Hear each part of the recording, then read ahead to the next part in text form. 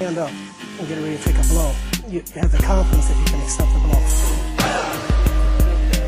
As a point of interest, none of my men wear protection in groin. None. After all, you wouldn't want your attacker to get injured. That hurt my foot. Now ready. Ferreira. Put down and in! Dallas has leveled the match in the 100th minute. Back leveled. 1-1. And the faces of devastation on the Portland Timbers. You just see it coming here. Diego Chara in that near post is trying to get a flick on it. You got Hayden right behind him. And just overloading that near post. Diego Chara trying to get a header away. Just skips off the top of his head. And goes beyond Eliage. And there we go. We are live, folks. We are live, internets. Welcome to Big D After Dark. I'm your host, Nathan Hill, at Nathan J. Hill. You can follow me there on Twitter. Also a contributor on BigDSoccer.com. And we're here to talk about FC Dallas. Of course, you can also subscribe to the audio version wherever you find podcasts and catch up if you miss out on the live show. But we love the live show so that you can post your comments, your questions. They show up here, and we can use them. They can shape the show if you have a burning question as we get to FC Dallas action, North Texas SC action, and kind of catch everybody up on kind of where we are. So tonight, welcomed. Tommy is out. He needs a little rest night, which we understand. But we also have Ismael back with us at Belcora Ishma on Twitter. Please follow him, and our buddy Jose there at El Chico Carmona. And what's up, everybody? Yeah, we have a lot to get to. A new signing. We won't start there quite yet, but a week where FC Dallas went to the Pacific Northwest, 2 games on the road, and came back with a point. There's a lot of different ways we can take this, depending on our perspective. I wouldn't have mind Tommy being here tonight because he would have brought a little bit of his high expectations, which are fine for if you're an FC Dallas fan. Have high expectations. But Portland and Seattle away games have always been a tough place to play for any team in this league, especially for FC Dallas. So anytime you can pick up a point there, you take it. You take it in the course of a season. But with that said, I think we can probably all agree that FC Dallas looked the better squad over 180 minutes plus like how much? Frustratingly so, yes. Yeah, like we generated more chances, more opportunity, looked more confident, and just didn't get the job done. Didn't get the ball in the goal. So let's just start with our feedback, our response to the action this week. Ishmael, we'll start with you.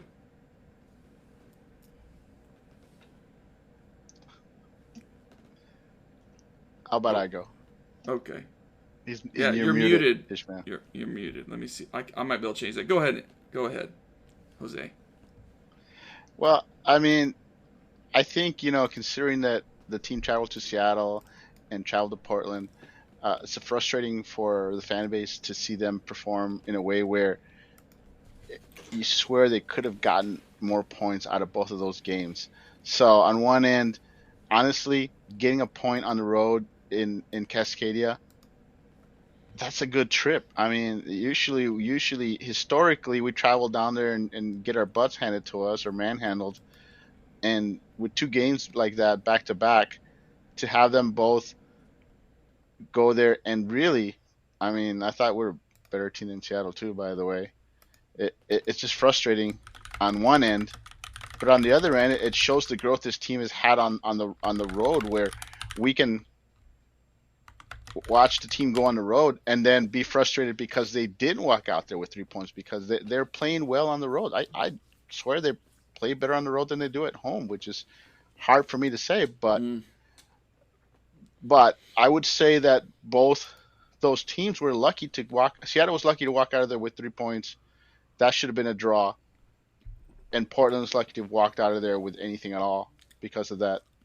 Honestly, that defense was stellar, other than a couple of hiccups and 2 PKs, and I'm still not happy about the Portland PK, but if the Portland PK doesn't happen, does FC Dallas go all out for that last, you know, to try to get that draw? I don't think Right. so. So I think we're looking at, if that they don't get that PK, we're looking at a 0-0 draw, and we're all frustrated.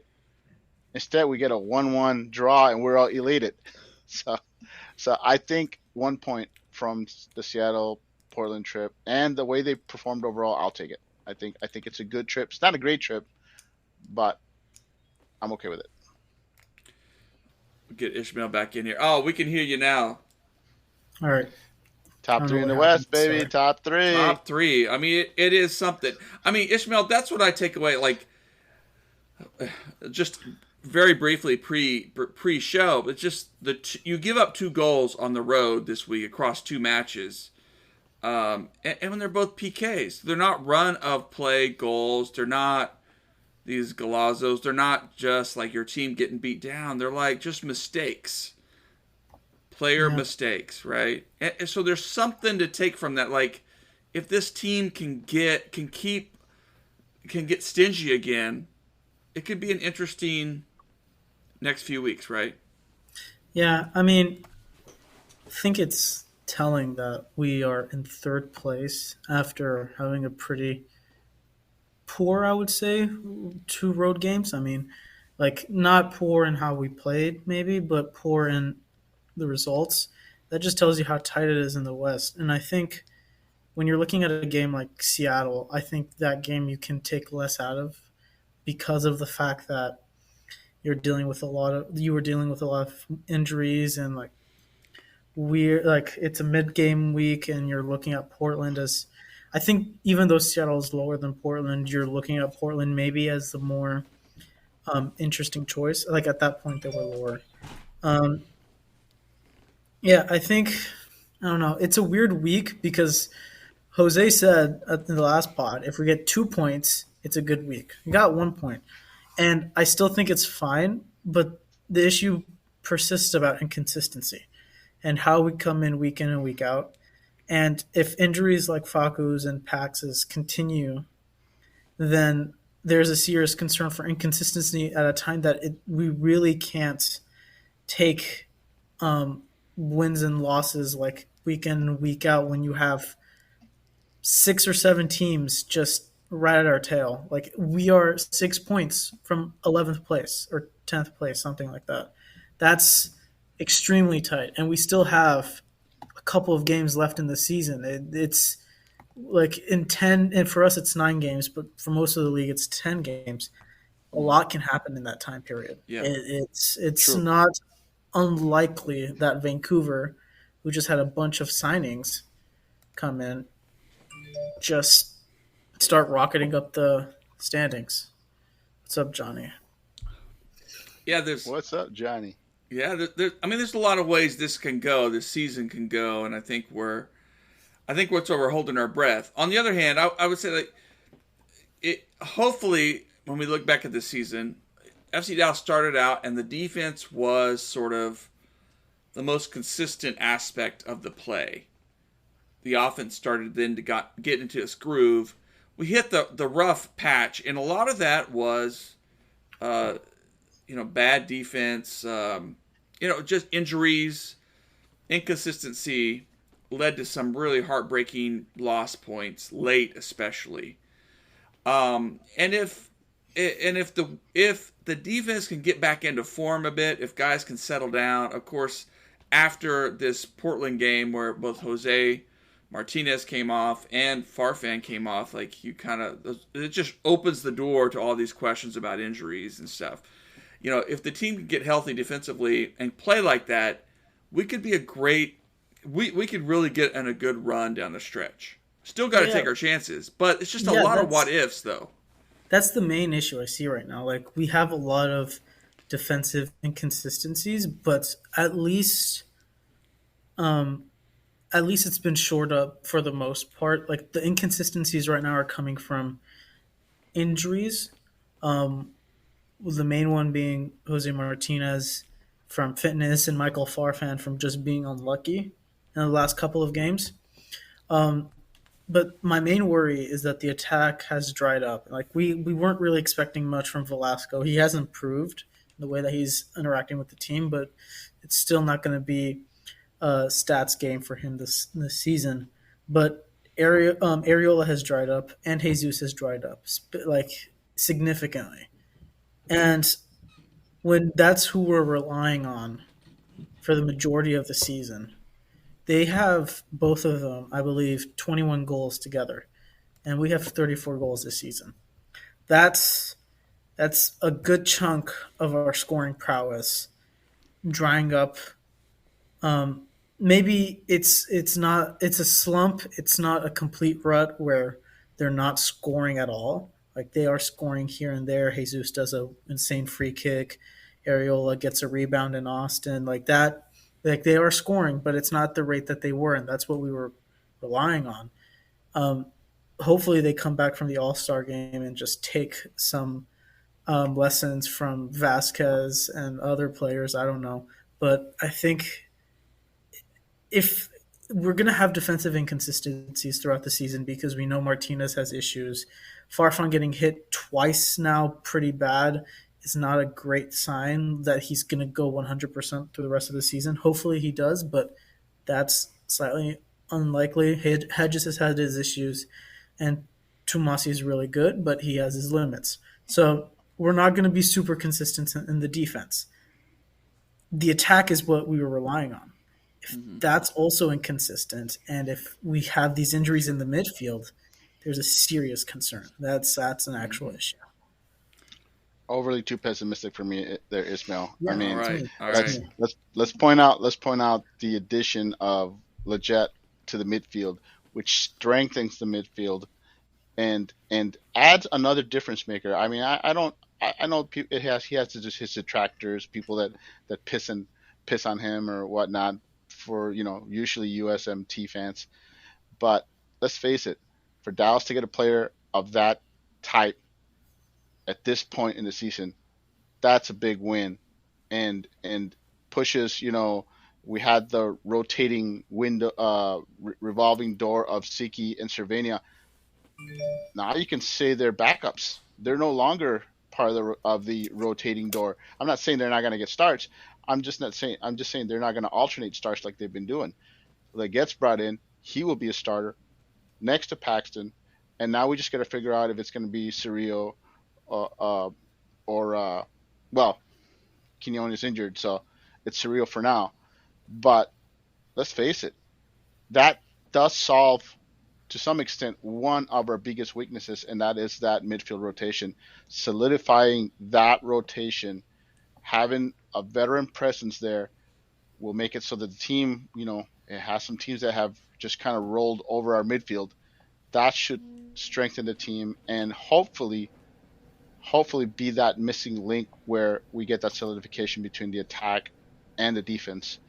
And it gives us hope. Like you said, we still, yes, we have to worry about the injuries because of the lack of overall team depth is still there. But I want to do a little shout out to Tafari and Nanu, who both came in and did their jobs. I'm not saying that they were spectacular or anything, but they were asked to come in, hold the line, and they did their jobs. And if it wasn't for that BS PK, you know, it would have at least been a clean sheet. So um, I think Nano, yes, I think you have to look at what we're paying him and say, okay, he's been a disappointment, but he can still be productive for this team. He's a player that can give you minutes, and I think he can fill in for Farfan. He won't misplace him. He won't replace him, and of course we're going to lose some of that uh, uh, defensive stoutness that Farfan provides. So there will be some hairy moments on that end. I don't doubt that. But I think as far as a guy who's going to be asked to come in and start, be a spot starter and give you significant minutes off the bench, I think Tafari and Nanu are starting, now that they're getting regular minutes, are starting to show that they can produce there. And that gives me some hope that we will survive the backline injuries. Okay. Okay. Well, let's get to Sebastian. An exciting trade within the league. Kind of out of nowhere. We didn't expect this per se. Not Didn't the FCD type Yeah, trade. I mean, and not what yet they're known for. helpful for a team that's experiencing some injury issues and just needs perhaps a veteran presence to help close out games, to help push games. Let's hear what Nico responded in a question in the post game after the Portland match about what Sebastian brings to the squad. Sebastian, first of all, he's a great human being. He's gonna fit to our group of players in our locker room really well. And this is one thing that is important also for us, building the culture that we want to build here in FC Dallas. And he's gonna give us, as I said, like experience in the league, international experience with the national team, playing big games with a lot of pressure. And I think this is important to have players that can hold that pressure on. And he's a player that he's going to help us to do that. And he's also going to provide that quality in the last third. I think he's really good at driving to the penalty box. He can score goals. He also is really good assisting. He can manage both legs. He can do some individual plays that has his special talent that can help us, and it's something that we needed to add because we were depending too much on the goals with Paul and Jesus in the forwards, and it's someone to add from the second line, that midfield line, that can contribute us with goals. Also, he works really hard. He's a great professional. He leads by example, and it's going to help the young players to see why he's having the career that he's having, and why he's having the success that he's having as a player. And also, he married, like, I guess he's married. I haven't looked up his relationship stats, but like a famous person, right? A famous singer or whatever. Becky G. Becky G. I don't know who Becky G is. I'm an old guy. I don't know I'm shit, but I know she's got like bazillion more followers than FCD does. But anyway, and was having a concert in Dallas actually. But Sebastian, quite an interesting signing, definitely along the lines of Paul Arriola, and I think a solid pickup in a sign that maybe this team is looking to push to hold down that spot.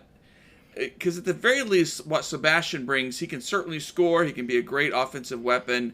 But he also brings that veteran experience, which can be helpful, even if you bring him off the bench, to help close out games, to make those better decisions, to slow down games. Then maybe that Cervania and Cerrillo aren't quite there yet, although they're getting there. And especially with our injuries that we're dealing with, a great help. And I think he was solid in his debut. He was solid. He didn't make any big mistakes. He, handled the ball well. But it'll be interesting to see if he can grow and click more with some of the players and maybe help unlock some more dangerous opportunities. Ismael, how would you, how are you grading this trade? I mean, I think it's a great trade, especially looking at the assets that we have that are available in the league. When you have the Revs stockpiling the midfield and playing him on the wing, you know that he was probably a possible player that we could sign. And knowing, according to Arena, that Leggett was pushing for this trade for a couple of days, meaning that he wants to be here, that he's interested in the project. That's also really rewarding to know as a fan. I think with Leggett, the good thing about him is he'll get goals, he'll get assists, but the main thing is that he'll be consistent. I think most of the games that you'll see from him, he'll probably play better than he did on Saturday, but it'll be around that level. It's not going to be breaking the game up completely like a Paxton could do or a Jesus could do, but he's consistent. He doesn't make mistakes. Once he also solidifies himself more with the team, he'll be able to interact with the players more passing wise, moving, like helping with spacing. I think with Leggett, I'll be really interested to see what he does with Pax, because him pushing up and Leggett pushing up might give Paxson more free reign, where here in the league he's been a player that's really been targeted, not like for fouls and stuff, but he has a lot of pressure on him during games because it's Paxson and players and teams know what he can do.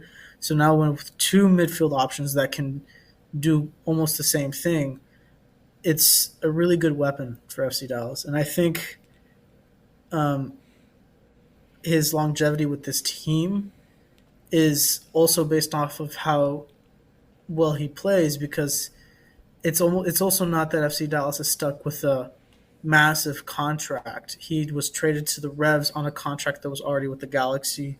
I don't know. We don't know the length, but it probably isn't more than 2 more years, and he's only 30. So it's not that he's at the end of his career. He is still in his prime.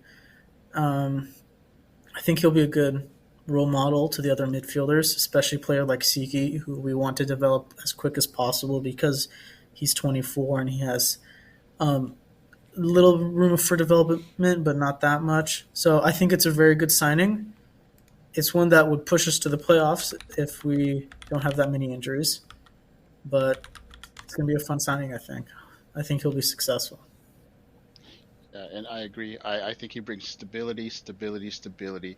I mean, he doesn't have the recklessness that Cervania has displayed of recently, and he has more consistency than Siki, who does great, but also has, the expected mistakes that you can expect from someone who's playing his first professional season.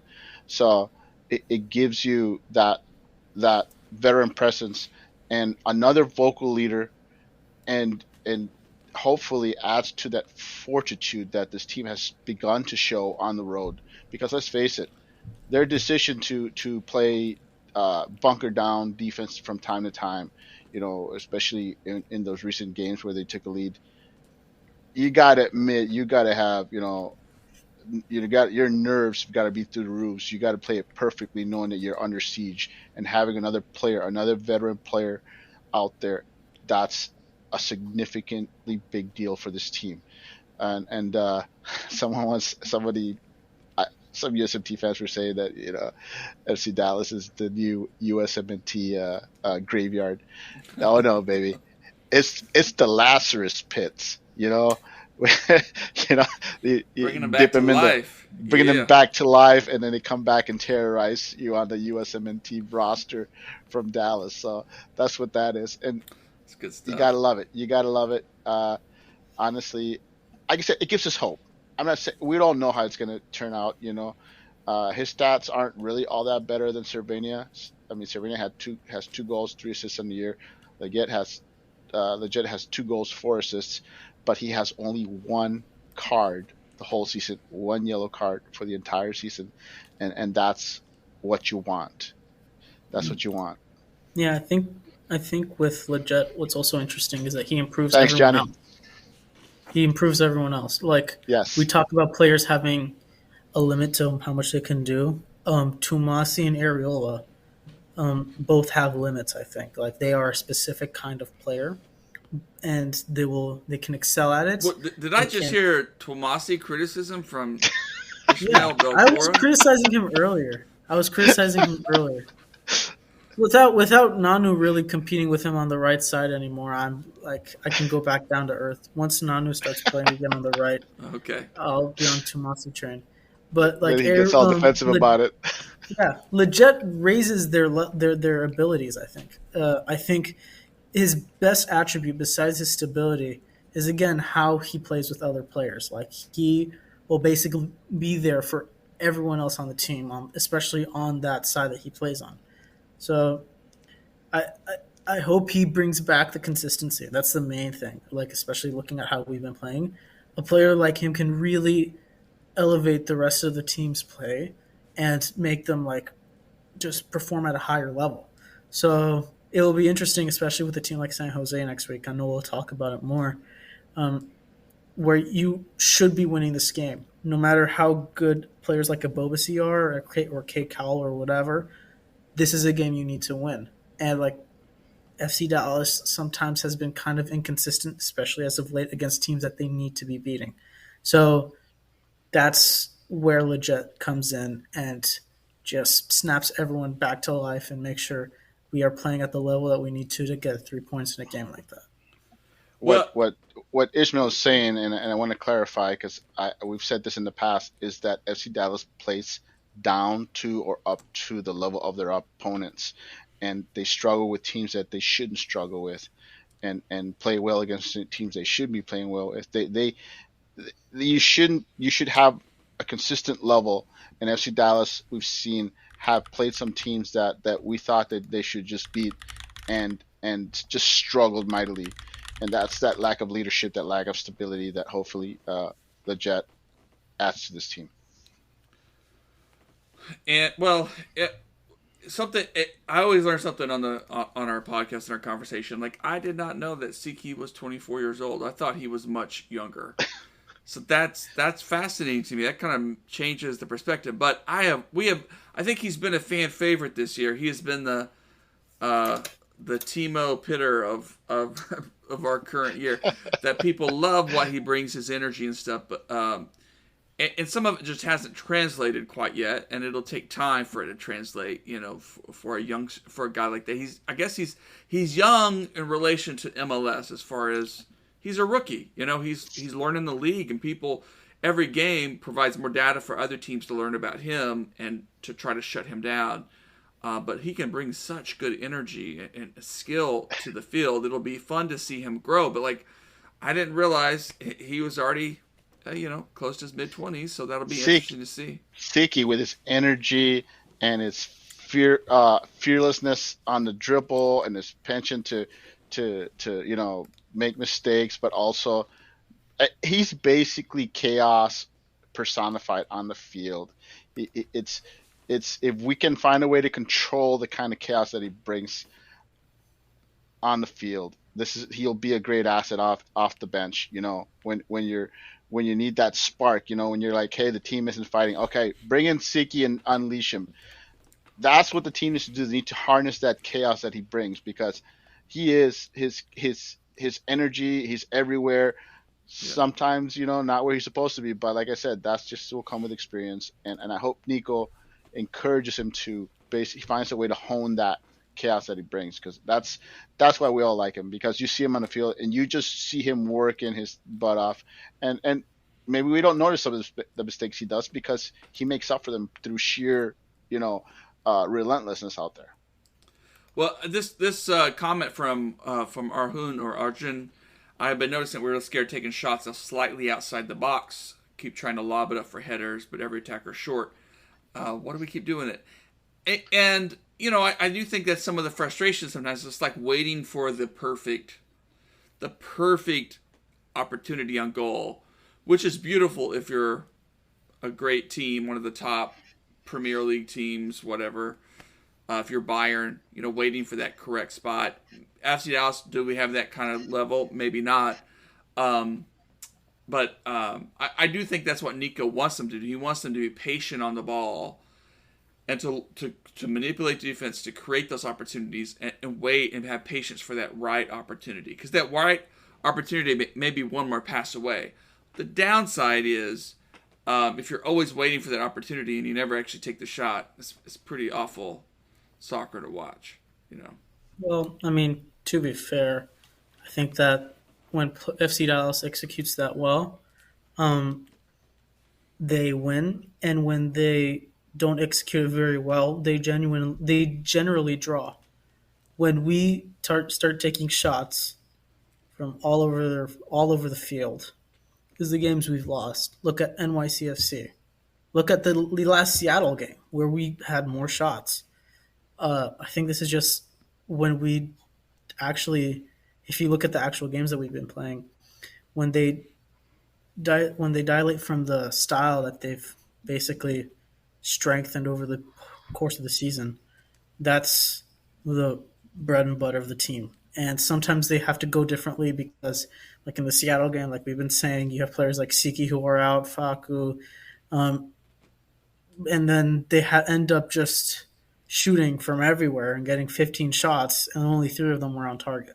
Mm-hmm. So, I mean, you're going to get frustrating games like the ones in Portland, especially when the attack is uh, not playing at the level that they should be. But that's the way to win with the players that we have right now, especially the way that the team is built currently. You don't want Jesus shooting from 30 yards out because he will not score those. That's not Jesus. You don't want Areola shooting from 30 yards out or 25. He will not score from there either generally. It's most of the time they have to get close to goal. Those are the kinds of players that they are. Like they can score a worldie here and there. That's not the style of this team. So I don't know. I think that's weird to expect from this team. I don't think that they'll. I think when they've tried it, it hasn't worked, especially this season. And to the question about, why do they keep lobbing it up in there into the box when we don't have top players? This is a short team, but I think you can still do it with short teams, but then it becomes dependent on them being able to control a ball, catching it with their body and controlling it, and then maybe having to make that extra pass. That's where it really hurts his team, is sometimes there's nobody to make a pass to, or the touch is too heavy, especially in the box where it's so crowded. It's such a razor thin margin of error. So they can still do it, but the margin of error is far, far less than if you had a taller team where, headers or just sheer, route one type plays can be employed. Um, I think that's the difference. You still keep doing it. You just Yeah. have to be better on your control of the ball. And it's a sign too. I think that like teams are marking Jesus, like they're trying to figure out how to limit his opportunities. And one of the ways you do that is you body him and you try to push him around and push him into places he doesn't want to be. And so sometimes that creates opportunities to might slip a defender and get in the ball, get in over top and create an opportunity. So, the big takeaway from these past two games against Seattle and Portland was that there were more points to be had. And if Dallas could have just been more clinical, it could have been an amazing week for Dallas. Could have been a huge week for them. But it's also just really hard. I mean, I'd love FC Dallas to blow out every team 5-0, but that's just not the league. It's not the talent. It's not the roster. It's really capable to do that. So I think you hope the team gets going, gets streaky again, gets hot again in the right time. And that the defense also, matches that. I think that's our hope down the stretch, right? I just want to add. I just want to add that if Dallas could just take care of business at home down the stretch, we'll be fine, because they're playing on the road has been the best I remember seeing as an FC Dallas fan, and that's dating back to when Poppy first took over. I can't recall us ever being so consistently playing well on the road, game in and game out, and that gives me hope that if this team can just take care of business at home, we should be a playoff team. We should be, Yeah. and not just a sneak in. We should be a playoff team that is the margin, because all teams are so close. It's going to be a lot of teams vying for that last home, host a home match. It's going to be quite interesting because that's how close the West is. But FC Dallas, as long as they take care of business and in their home matches, should be in that conversation. Of Yeah. course, provided we stay healthy. Don't Yeah, get too and banged up. I think with this team, we're fine with the two road games. I think, but looking at the incoming schedule with us at 36 points, if you beat San Jose, Salt Lake, SKC, and maybe San Jose away, without considering any draws, that's 12 points.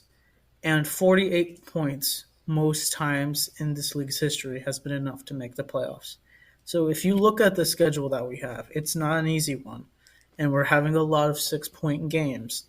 But this is possible. It's in our grasp.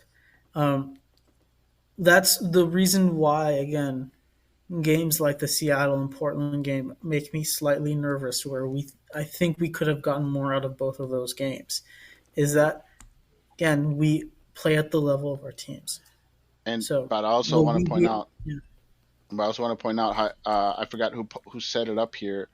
Uh, let's not forget that a lot of results also went FC Dallas' way, and sometimes you need that. Sometimes it's better to be lucky than good, and if you can just stay in there, get a point here, get a point there, and have results around the league go your way.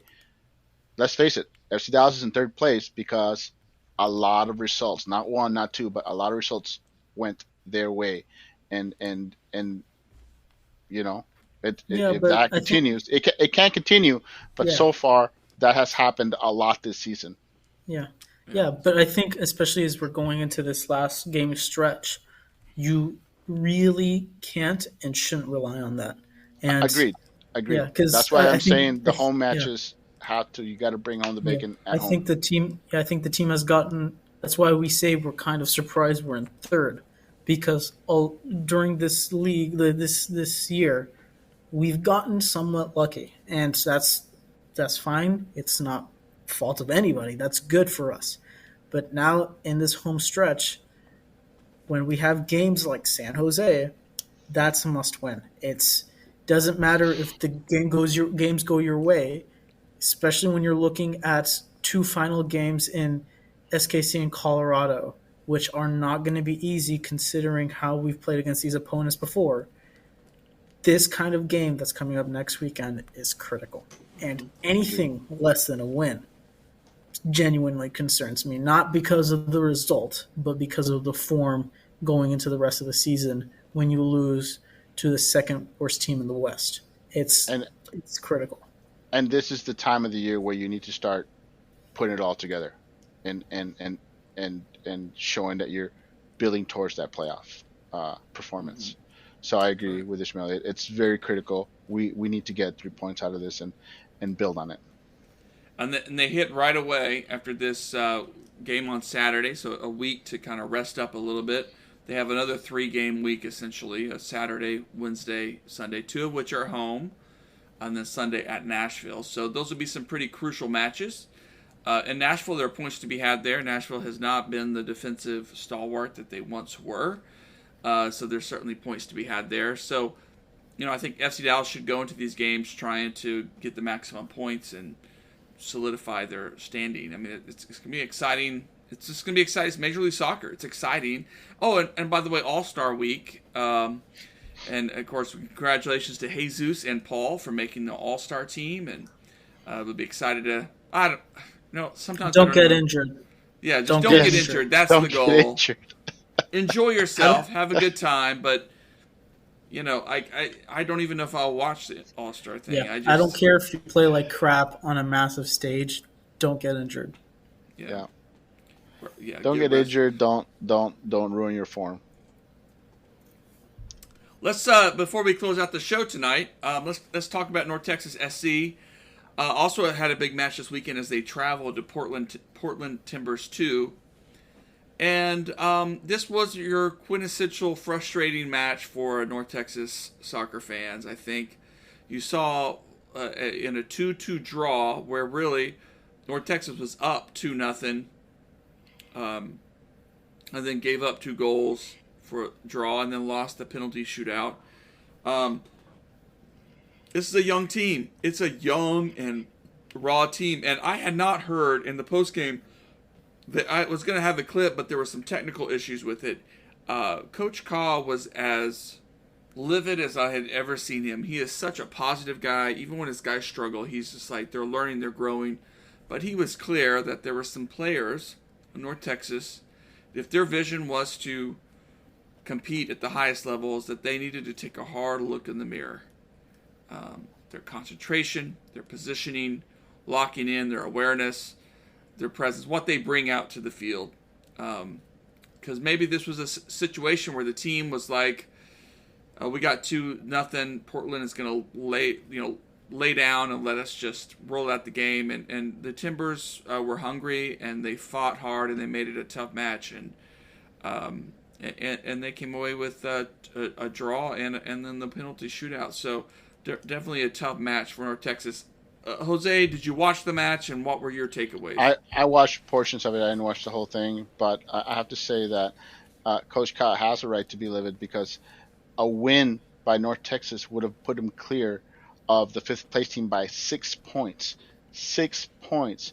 There's a massive gap between the first four teams and the rest of the league, and North Texas needed that cushion there. They didn't get it against the worst team in the West. This is a team that they should have gotten 3 points from against, and the fact they failed that, and then they failed to not get the 2 points. He's got to be absolutely livid with that. Uh, I want to say I've been saying that North Texas is a playoff team. Yes, they are going to be a playoff team. Here's the problem with being a playoff team: only four teams get in, and North Texas, for as good as they've been, have yet to defeat the three teams ahead of them: St. Louis, Houston, and the Tacoma team. Tacoma. So, Defiance. so the fact that they're dropping points as we go into second half, I don't doubt they'll get the playoffs. But they want to be hosting one of those games. They don't want to be traveling to any of these teams. And in all honesty, it hurts.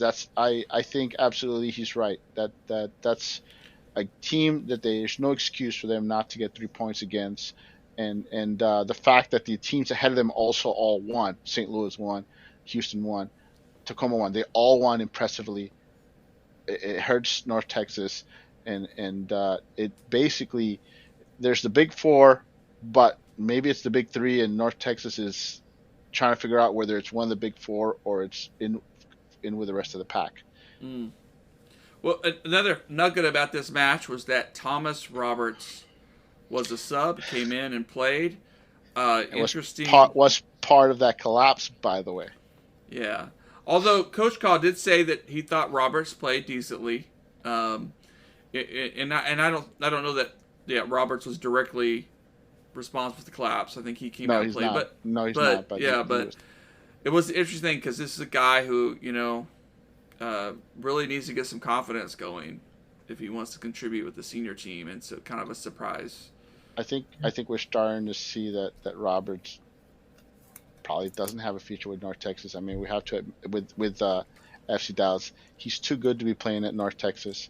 He's not good enough to be playing with FC Dallas, and honestly, I have to say that I think we're seeing it where he's simply going to be another Aaron Guiz, another guy that had a lot of talent who simply does not fit into the team. They can't find a spot for him, or he can't beat out people in front of him for whatever reasons. I don't know. I think we all know he's extremely talented. But here's another guy who I think is going to be going away. And I hope that they loan him out, and I hope he makes it with the team. But at the same time, I think at some point you're going to loan him and put a buy clause, or you're just going to let him write out his contract. Interesting. Yeah, I mean, definitely not what we expected, but kind of a surprise on the lineup. But on the other hand, if he's getting some minutes and maybe he'll contribute later in the season for FC Dallas, good for him. But yeah, I mean, I think Jose, we are seeing the. And the sad thing is I think he's a player who very likely, we all think, once he is done with Dallas, will thrive somewhere else, provided he goes to the right team. So that's what's frustrating, is we all know he's a talented player, but for whatever reason, Dallas hasn't figured out a way to use him, or he's not fitting in. We don't know. We don't know what the deal is, but I think he's a player that we all thought would at least be able to give minutes of some quality minutes, and he's not even sniffing. I think with Roberts specifically is that as you see him play, especially right now only with North Texas, and that's the only baseline we have right now, is that he's a player that really needs the freedom of responsibility on the field. I think that's a good way to characterize it. Mm-hmm. And there is no way on earth that option is possible in the midfield that Nico's trying to build. It's every single midfielder, every single player, in fact, has a responsibility both in the attack and the offense. That's how Nico wants this team to play. That's how it does when it's playing perfectly.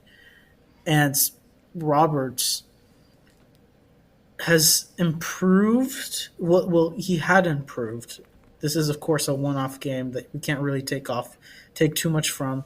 And the SKC Open Cup game was also something you couldn't really take too much from. But he had improved before he'd gone off to Austria. When he was playing with North Texas, you saw him taking a little bit more responsibility. Especially on the defensive side, he started to play a little bit tougher. But it's just it was from a level of 0 to like 20% of what it needed to be. And there are teams where that kind of free 8 role, as it's called, like extremely free 8 role, has a place in the team. But I don't think Nico's team will ever have that. There needs to be a defensive mid, a workhorse, a deep lying passer that can also push up. You you can't have just a player that sits there waiting for the ball to come, moving slightly around in space. That's what kind of player Roberts is. It's not a bad thing. It's actually kind of what Aranguiz did, as we were talking about the Aranguiz comparison. It's actually almost a like for like, except Roberts plays deeper. And that actually makes it even more difficult because attacking mid, you can almost justify it, and 8, you really can't. So I do think that Roberts is probably done. And his contract does end at the end of the year. It was extended when he went to Austria, and it's going to end at the end of this year. It would be extremely surprising if his contract was picked up. It really would. Agreed. Well, we know this is going to happen. That not everybody who comes out of the academy, even those who are highly touted, will make their mark. It's a cruel sport. It's a tough business. Like Knight Pickering. Yeah. I want to say that we didn't bring up the fact that Dallas made the trade for the allocation order and got some GAM out of that, and I find that curious that they would do that. It makes me wonder if they're going to add another player, maybe from the free agency ranks, with that GAM, because why would you trade that allocation order for GAM that you're not going to use? And really, it's a lesser amount that we've seen that position go for, which makes me think that they need it. I think the number was weird, but I think the trade made sense when you consider that FC Dallas also wanted to go for Lorea, but wasn't able to free up the cap space. That was the main issue. And it ended up being that... I understand that, but if you can't get him, then why would you give up that allocation order? It might have been that that's the best. Really. I don't know. It might have been that that's the best money that you could have gotten, because I don't. It's possible that the level of pricing for the dumb things in MLS will always fluctuate. And I also think that there's always an unknown league pressure that exists when you want to bring back a player that plays for a national team that is local and you want him to do well. There's always those kinds of internal pressures that exist, I think. That's conspiracy theorist kind of thinking, but it is possible. No, what I'm saying is I'm wondering if they're going to add like an emergency body. If they need that money to sign, say, 32-year-old MLS veteran at a spot of need that can perform in an emergency situation. We've seen them do that before in the past, where they brought in players that never saw the field, but were MLS veterans. They signed in. You mean Eric Alexander? Someone like that. Yeah. And I'm just saying, I'm wondering if that's what that deal's for, is, hey, if our depth issues are well known. So wouldn't it be smart to bring in a veteran like that to fill out one of the many open roster spots and say, hey, if we're going to be, razor thin on the bench and we got to put somebody in there, we can at least put in a veteran that's going to give us some minutes. So I'm just wondering if that's something they're going to do, which, let's face it, if they think they're going to make the playoffs, it would be smart to add a player like that. No one will get excited about. Yeah. No one will get excited about, but a lunch pail type of guy that's going to come in and work hard and, practice hard and be competent and on the field. Interesting. I mean, I don't know who that would be, but I think that there is still a little bit of time for them to add a free agent. The transfer window has closed. The international transfer window has closed. So yeah, it'll be interesting to see. Well, look, let's close out this show here with just our predictions this weekend. See, Dallas is back home. There's a red out on Saturday, and they welcome San Jose. And San Jose is a team definitely in the midst of the transition with an interim head coach, but also a team that can do some damage. That can surprise you. That has some quality. So it's going to be a tough match. But of course, got to get the 3 points at this point in the season, right? Got to get the 3 points. Yeah, I like to see what the team can do with legit getting a full week of practicing. Mm-hmm. I think, like I said, I'm excited. I think we can get 3 points. I don't think it's going to be easy, but at home, you got to get those 3 points. I don't care how they do it. I don't care if they get it on a PK. Just get it. I mean, San Jose hasn't won a game in 5. They're winless in 5. And I am no less nervous because this team is a team with a ton of talent in the attack, especially Abobasi, who's really on an amazing season. And then when you consider that they've brought in a couple of players in the summer transfer window that might make their debut, might not, who knows. They also have their keeper who just got injured. Marcinkowski was not available against Austin. I don't know if he'll be able to play against FC Dallas. I still haven't relieved myself of this nervousness. I think they should win. I think they need to win. I'm not going to make a prediction. I don't want to. Yeah. Well, I think we'll feel better if they go out there and perform, like they used to perform at home, where they come in and just dominate. And I think that would make us feel better. But I think we're all expecting fight to the death, trying to close out the game with a win at the end. So I mean, like I said, yeah, it'd be hard to predict, but I'm hopeful that the team will put themselves in a position to win. Well, I'm thinking a 2-0 win. I think it's time FC Dallas gets kind of things back where they need to be. Comfortable, solid, 2-0 win. Goal from Jesus, goal from Areola, and one assist from Sebastian Leggett, and then we get going. All right. Well, let's leave it there tonight. Thanks to everybody who joined us. Great comments and questions. Some good banter a little bit there, and we'll be back next week, of course, same time. And we want you to check out BigDSoccer.com to read some of the stories that we post up. I'm going to try to put together an article about my impressions of Coach Kaw, getting to interview him here and there over the course of this season. I'm hoping to get that out this week. Any other comments? I just want to add that I'm concerned because the attack will be missing their weekend savior in Chara won't be there to score goals against San Jose for us. So. Yeah, sure.